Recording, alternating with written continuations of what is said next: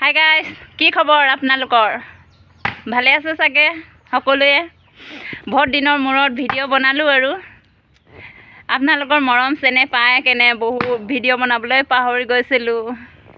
যিহে গৰম আজি চাওকচোন। মোৰতো খবৰটো ভালেই, গৰমৰ কাৰণে অলপ বেয়া আৰু।